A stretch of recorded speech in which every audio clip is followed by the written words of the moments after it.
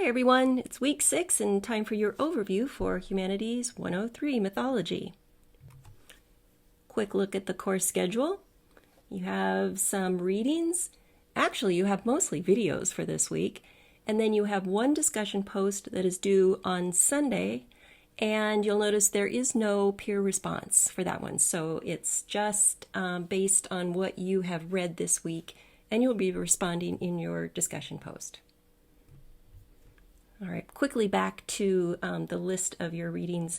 You'll notice that we have the Norse myth of creation, the Babylonian creation myth, Egyptian creation myth, Chinese, the Maori, which are the indigenous people of New Zealand. So lots of different areas around the world, different cultures. And what I'd like you to do as you watch these videos or read the text is think about two things. I want you to think about, what do these myths have in common? Do you notice any common elements, say between the Maori version of creation and Egyptian? Do they have any common features in the structure, like how the story is told, what came first and what came next and what came last, and so forth? And also, I would like you to be thinking about those Weigel types of creation myths.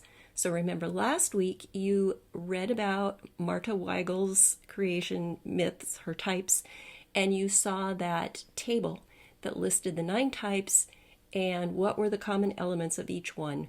So it's not like I expect you to memorize those by any means, but what I would love for you to do is, as you're reading these, for you to say, oh, wait, I know I've seen that. That seems very familiar to me.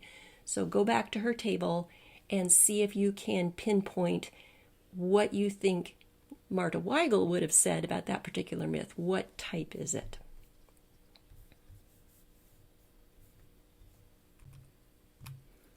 All right, let's take a look at your discussion post for this week.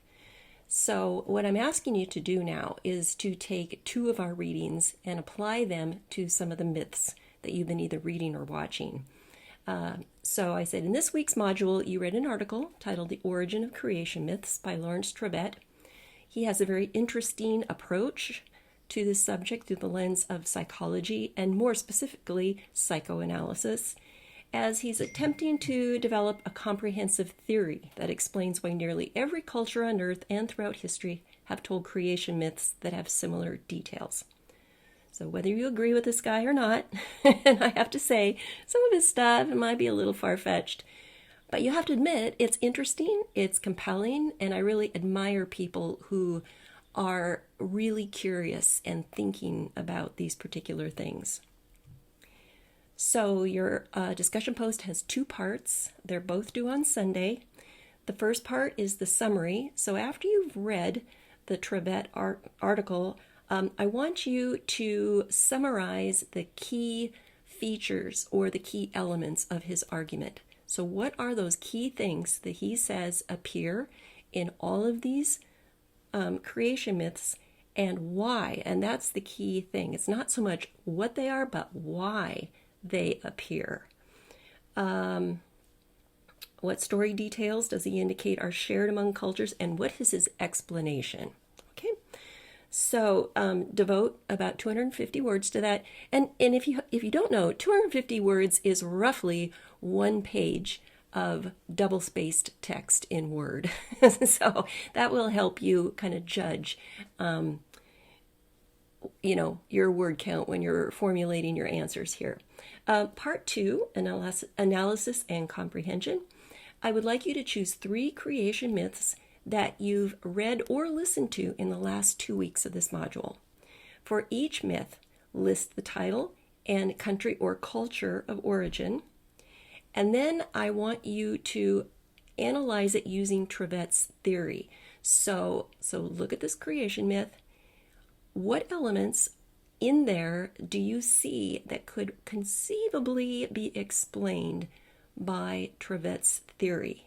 So explain what that element or elements are, and then why. Why do those fit into his theory?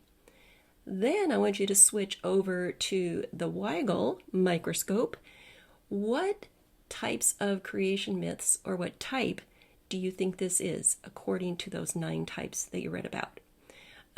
Be sure to go back and actually read through the discussion instructions because I've actually given you a little sample of how you might organize your answer there. All right, so I hope that's clear. I hope you enjoy doing that.